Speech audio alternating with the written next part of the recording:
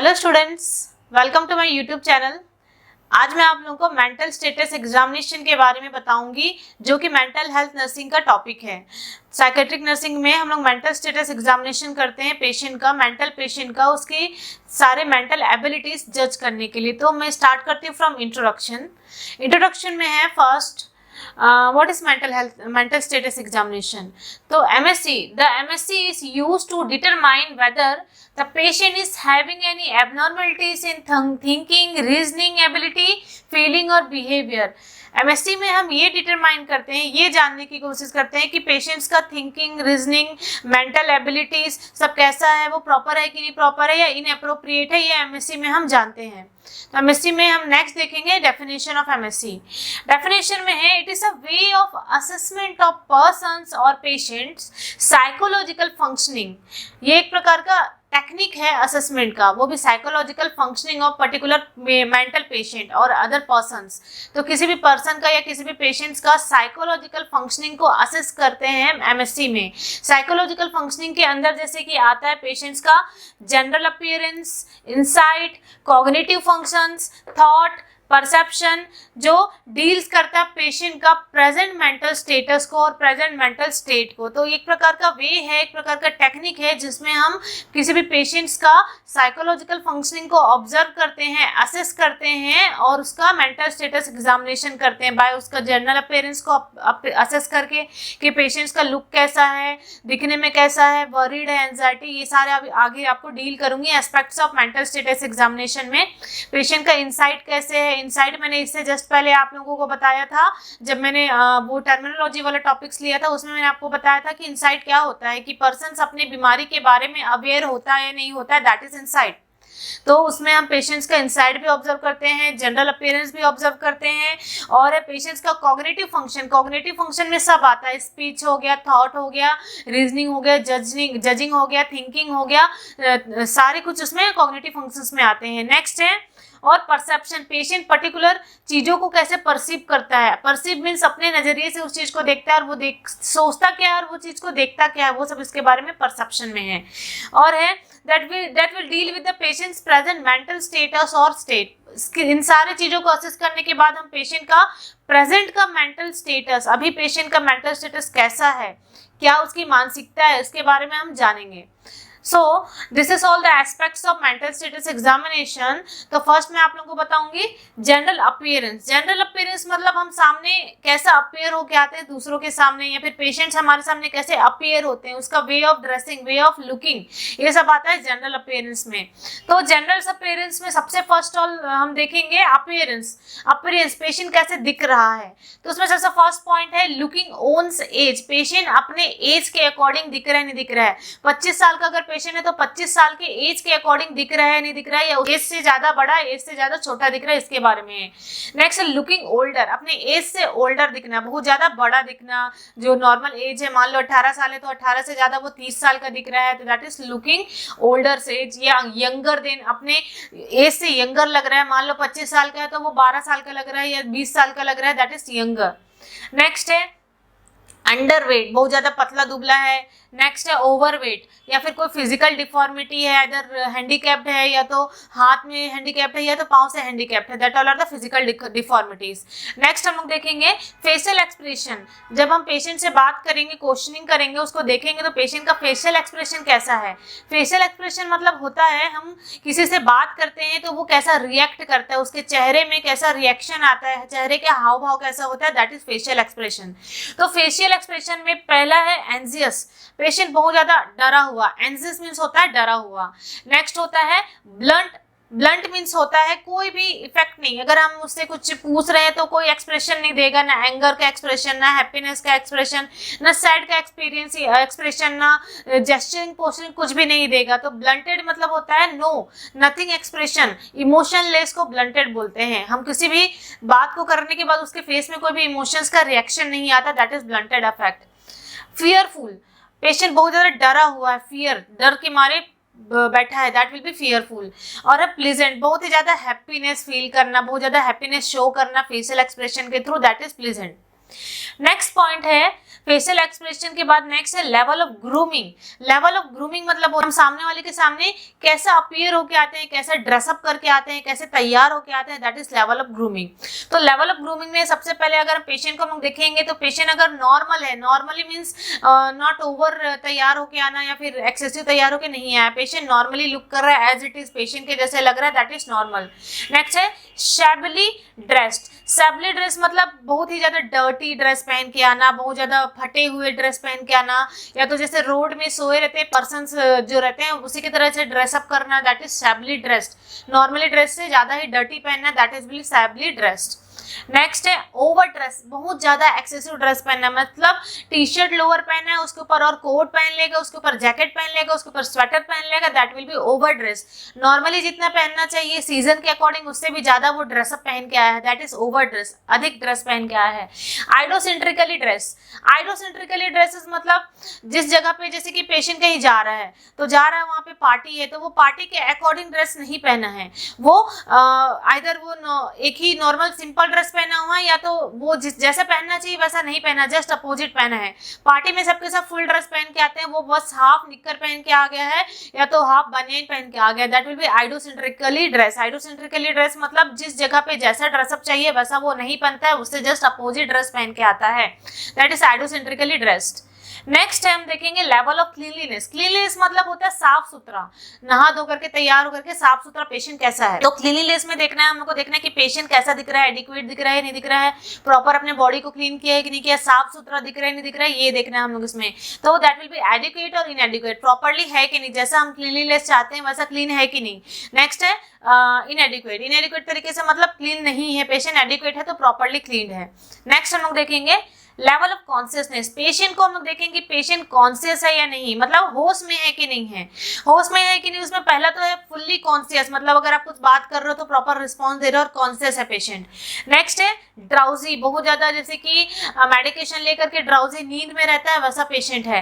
Next है स्टूपरस। स्टूपरस मतलब एक ही जगह बैठा हुआ है, आप जो बोल रहे हो उसका कोई रिस्पॉन्स नहीं दे रहा है, वो कॉन्शियस भी नहीं है और अनकॉन्शियस भी नहीं है, मिड पॉइंट में, दैट विल बी स्टूपरस।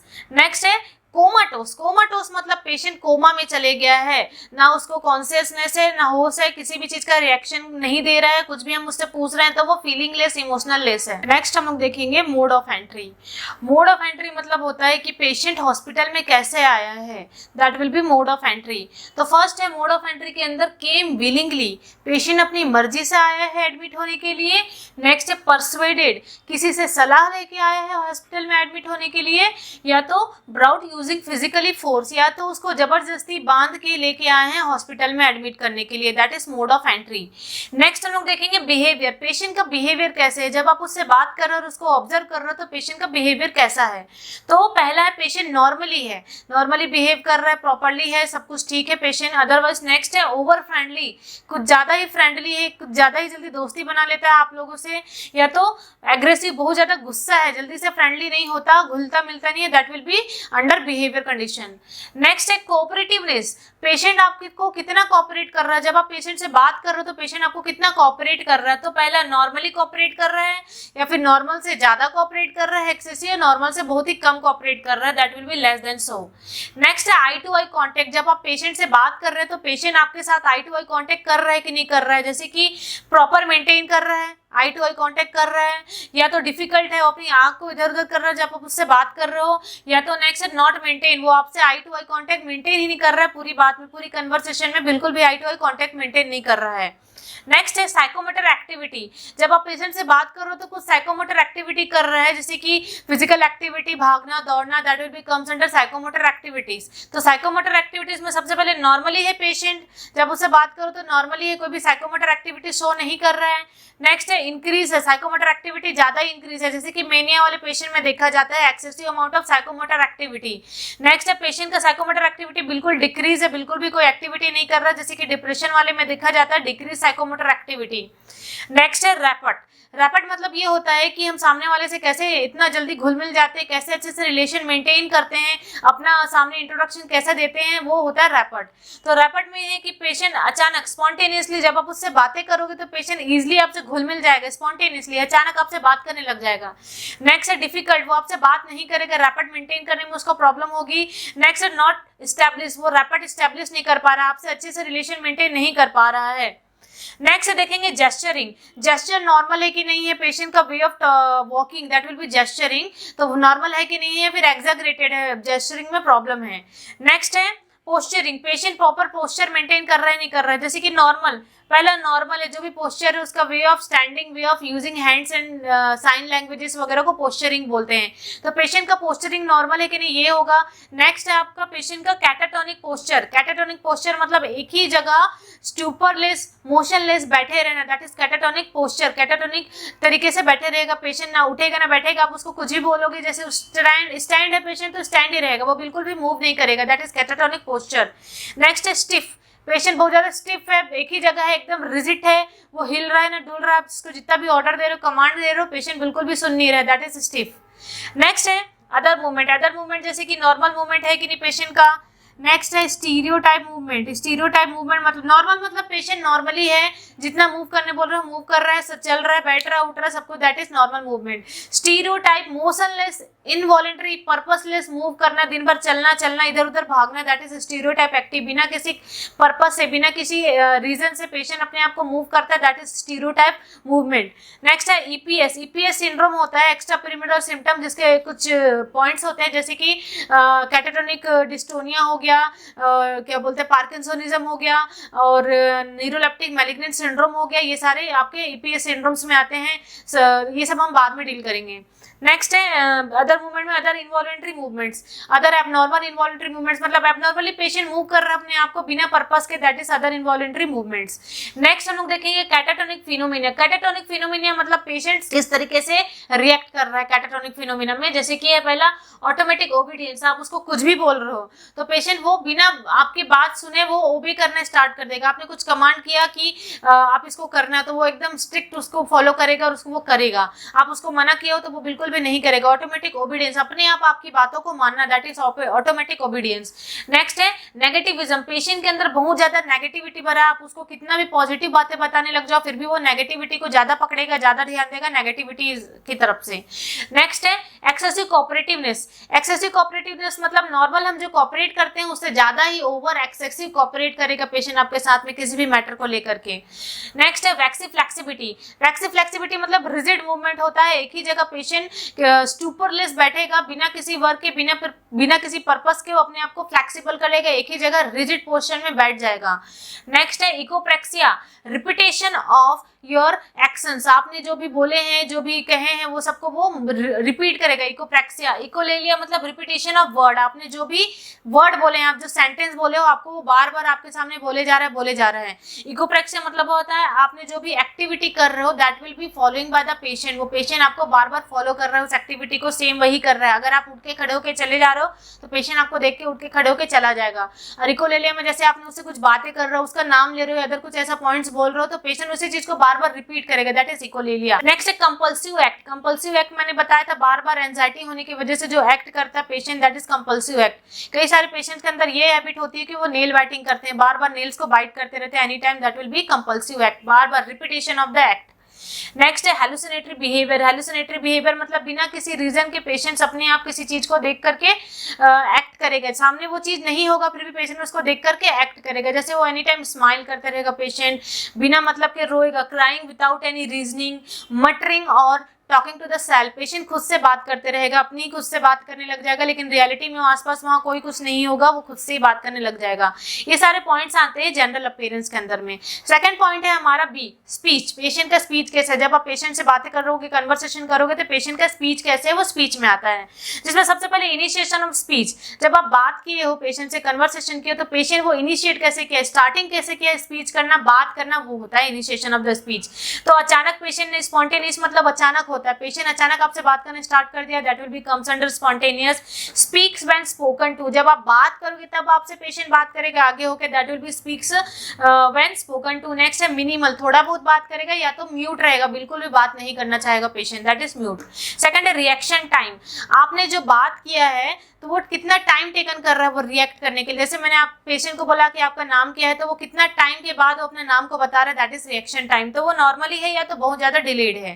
नेक्स्ट है रेट, नॉर्मल जो रेट ऑफ द स्पीच होता है वो कैसा है, जैसे कि नॉर्मल स्पीच हो गया, स्लो हो गया और बहुत जल्दी जल्दी जल्दी बोलते हैं, that is rapid speech. Next है प्रोडक्टिविटी, प्रोडक्टिविटी मतलब आपने जो कुछ पूछ रहे हो तो वो प्रॉपर आंसर दे रहा है नहीं दे रहा है, या फिर उसको कम करके आंसर दे रहा है। जैसे कि आपने उनका नाम पूछा तो वो बस राम है तो रा बस बोल रहा है ना, दैट इज मोनोसिलेबल। और प्रेशर, बहुत ज्यादा प्रेशर देके नाम दे रहा है, राम ऐसे करके प्रेशर देके नाम दे रहा है, that will be comes under productivity. Next है वॉल्यूम ऑफ स्पीच, कितना लाउड है, कितना सॉफ्ट है, कितना स्लो है, that is volume of the speech. देखेंगे टोन, पेशेंट का बात करने का टोन कैसे है। तो टोन में सबसे पहले पेशेंट का नॉर्मल टोन है तो नॉर्मल लिखेंगे। नेक्स्ट है स्लो पिच, एकदम धीरे तरीके से बात कर रहा है या फिर हाई पिच में बात कर रहा है, या तो मोनोटोनस मतलब बहुत ज्यादा घबरा करके बात कर रहा है, that will be comes under the tone of speech. Next है रिलेवेंस, पेशेंट जो बात कर रहा है वो, जैसे हम कुछ क्वेश्चन पूछ रहे हैं, वो जिस तरीके से बात कर रहा है वो रिलेटेड टू पर्टिकुलर कन्वर्सेशन है या नहीं है, दैट विल बी रिलेवेंस। तो रिलेवेंस में है अगर फुल्ली रिलेवेंट है मतलब रिलेटेड टू पर्टिकुलर कन्वर्सेशन, और इररिलेटेड मतलब उस कन्वर्सेशन से अवे वाली बातें कर रहा है, दैट विल बी इररिलेवेंट के अंदर में आता है। नेक्स्ट है स्ट्रीम ऑफ स्पीच, स्पीच का फ्लो कैसा है, तो फ्लो के अकॉर्डिंग है सबसे पहले नॉर्मल फ्लो है तो नॉर्मल है। नेक्स्ट है सर्कमस्टेंशियलिटी, सर्कमस्टेंशियलिटी एक प्रकार का डिसऑर्डर ऑफ स्पीच है जिसमें पेशेंट को अगर हम कुछ क्वेश्चंस पूछ रहे हैं, मान लो उससे पूछा कि आप कहाँ के रहने वाले हो, तो पेशेंट क्या करेगा, वो बहुत सारी बातें बताएगा, बहुत सारी बातें घुमाएगा घुमाएगा घुमाएगा, लेकिन वो लास्ट में आकर के सेम पॉइंट में आंसर देगा कि हाँ मैं यहाँ के रहने वाला हूँ। नेक्स्ट है टेंजेंटियलिटी, टेंजेंटियलिटी भी सेम इज एज लाइक सर्कमस्टेंशियलिटी, जिसमें पेशेंट क्या है वो बातें घुमाएगा घुमाएगा घुमाएगा, उससे पूछेंगे कहाँ के रहने वाले, बहुत टाइम से बात करेगा लेकिन बहुत टाइम के बावजूद भी वो सही पॉइंट में आंसर नहीं देगा, दैट इज टेंजेंशियलिटी। नेक्स्ट है ब्लॉकिंग, जो पेशेंट का स्पीच रहता है वो ब्लॉक हो जाता है, पेशेंट कुछ बात नहीं कर पाता है। नेक्स्ट है वर्बजेराइजेशन, वर्बजेराइजेशन में पेशेंट जो वर्ब्स होता है उसको बार बार रिपीट करता है, कोई भी सेंटेंस हम लोग जो बोलेंगे उस सेंटेंस का पर्टिकुलर वर्ब को लेकर के वो रिपीट करेगा। नेक्स्ट है स्टीरियोटाइपिंग वर्बल, स्टीरियोटाइपिंग वर्बल मतलब रिपीटेटिव पर्टिकुलर वर्ब्स को बार बार रिपीट करना, that will B repetitive act में काम करना। नेक्स्ट है फ्लाइट ऑफ आइडिया, पेशेंट से जब हम बात करेंगे तो वो एक आइडिया से लेकर के दूसरे आइडिया में जंप करेगा, उससे कुछ ही पूछेंगे वो एक ही आइडिया पे फिक्स नहीं रहेगा, उसी आइडिया के अकॉर्डिंग बातें नहीं करेगा, वो अनदर सेवरल आइडियाज के बारे में बात करने लग जाएगा और बार बार आइडियाज चेंज करेगा।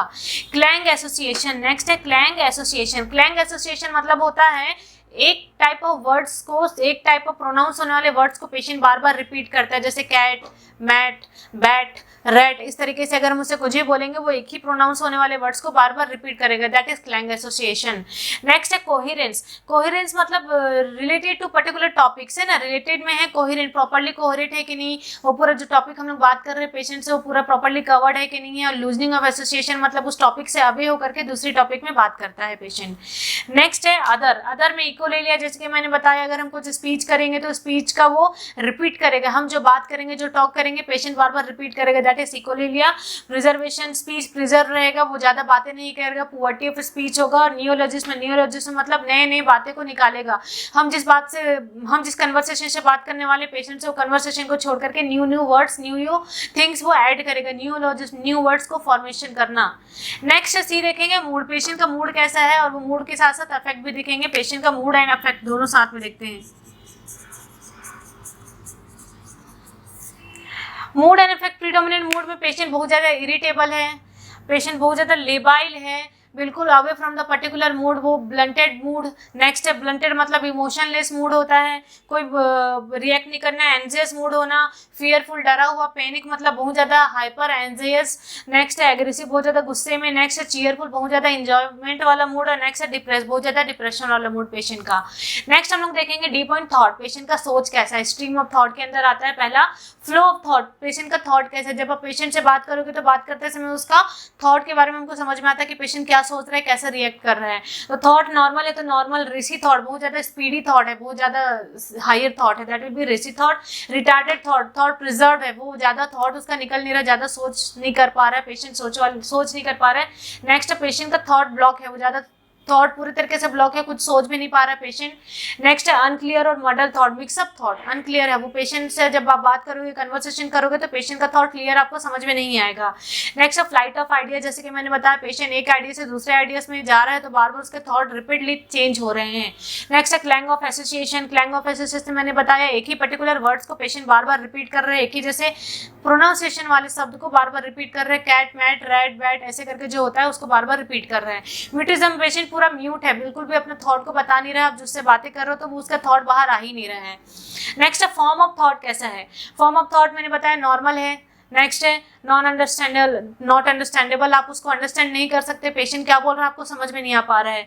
नेक्स्ट सर्कमटेंशियलिटी, जैसे कि मैंने अभी बताया, टेंजेंटियलिटी मैंने बताया, नियोलॉजिज्म बताया, वर्ड सैलेड, बहुत सारे वर्ड्स को मिक्स करके पेशेंट प्रोनाउंस कर रहे हैं, थॉट बता रहे हैं। एम्बिवेलेंस मतलब एक पर्टिकुलर पेशेंट को two type of contradictory ideas होता है, पॉजिटिविटी और नेगेटिविटी, एक पर्सन को लेकर के वो पॉजिटिव भी सोचता है, उसके बारे में नेगेटिव भी सोचता है, that is ambivalence. Content of thought, content of thought में आता है डिल्यूजन, डिल्यूजन मतलब होता है शक, ठीक है, false perception of particular thing, false belief बोल सकते हैं आप लोग, किसी भी चीज के प्रति फॉल्स बिलीव होना। पहला डिल्यूजन ऑफ पर्सक्यूरिटी, डिल्यूजन ऑफ पर्सक्यूरिटी शक होता है, जैसे कि पेशेंट सोचता है कि मेरे जो वर्कर हैं वो मेरे जीमेल आईडी को हैक करके मेरे को फायर करना चाहते हैं, कंपनी से मुझे बाहर निकाल देना चाहते हैं, उसके माइंड में आने लगते हैं ये सारी बातें डिल्यूजन्स ऑफ थॉट के अंदर, ये सबसे पहले पर्सक्यूरिटी। नेक्स्ट है रिफरेंस, रिफरेंस मतलब होता है पेशेंट ये सोचता है कि बाहर में जो भी है वो लोग मेरे बारे में सोच रहे हैं। मान लो पेशेंट टीवी देख रहा है और उसके न्यूज में कुछ आ रहा है तो उसको ऐसा लगता है कि ये न्यूज वाले जो भी है वो मेरे बारे में कुछ बोल रहे हैं। बस में अगर वो जा रहे हैं तो बस में जितने लोग बैठे हुए वो सब मेरे बारे में बातें कर रहे हैं, पेशेंट को इस तरीके से डाउट होता है। नेक्स्ट है पैसिविटी, डिल्यूजन ऑफ पैसिविटी मतलब होता है कि मैं जो एक्ट कर रहा हूँ, मैं जो बोल रहा हूँ, मैं जो फीलिंग कर रहा हूँ, मैं जो सोच रहा हूँ, मैं जो हाथ पांव हिला रहा हूँ या तो मैं साइकोमोटर एक्टिविटी कर रहा हूँ, वो मैं नहीं कर रहा हूँ, मेरे अंदर कुछ भी नहीं है, मेरे अंदर कोई और है जो मुझसे करवा रहा है, ऐसा सोचता पेशेंट। हाइपोकॉन्ड्रियल, डिल्यूजन ऑफ हाइपोकॉन्ड्रियल मतलब होता है कि पेशेंट को कोई बीमारी नहीं होती फिर भी वो बहुत ज्यादा बीमारी शो करता है, पेशेंट को ऐसा लगता है कि मेरे सर पे कैंसर हो गया, ब्रेन में कैंसर हो गया, नॉर्मल से सर दर्द को वो ब्रेन का कैंसर बना करके शो करने लग जाता है। नेक्स्ट है ग्रैंडुअर, ग्रैंडुअर, डिल्यूजन ऑफ ग्रैंडुअर मतलब होता है पेशेंट अपने आप को बहुत बड़ा महान समझता है, पेशेंट सोचता है कि मैं भगवान हूँ, मेरे अंदर सबके सब है, मेरे नीचे है सब, मैं सबके हेड में हूँ, ऐसा पेशेंट सोचने लग जाता है डिल्यूजन ऑफ ग्रैंडुअर में। नेक्स्ट है निहिलास्टिक, डिल्यूजन ऑफ निहिलास्टिक में होता है कि nothing will be existing in the world, patient ये सोचता है कि इस दुनिया में कुछ भी नहीं है, सब कुछ शून्य है, ये कोई इंसान नहीं है, ना घर नहीं है, ना आसपास कुछ भी नहीं, सब खाली है, बंजर है, कुछ भी नहीं है, इस दुनिया में कुछ होता ही नहीं है, दुनिया में कोई रहते ही नहीं है, ऐसा सोचने लग जाता है पेशेंट। नेक्स्ट है डिल्यूजन ऑफ इनफिडिलिटी, इनफिडिलिटी मतलब होता है जो पेशेंट होता है अपने पार्टनर पे शक करता है, अगर हस्बैंड है तो अपनी वाइफ पे शक करता है कि नहीं इसका किसी और के साथ रिलेशन है या किसी और के साथ चक्कर चल रहा है, मुझे धोखा देना चाहती है, मुझे मारना चाहती है, ऐसा सोचने लग जाता है पेशेंट। नेक्स्ट है delusion of control, delusion of control में ये होता है कि मेरा जो ब्रेन है, मेरा जो माइंड है वो सब कुछ किसी रोबोट ने कंट्रोल कर लिया और उसके रिमोट कंट्रोल के थ्रू मैं एक्ट हो रहा हूँ, ऐसा सोचने लग जाता है पेशेंट। तो स्टूडेंट्स ये सारे थे part 1 of the mental status examination. Next part में other rest of the mental status examination हम डील करेंगे। I hope all of you understand today's my topic. Thank you for watching my video.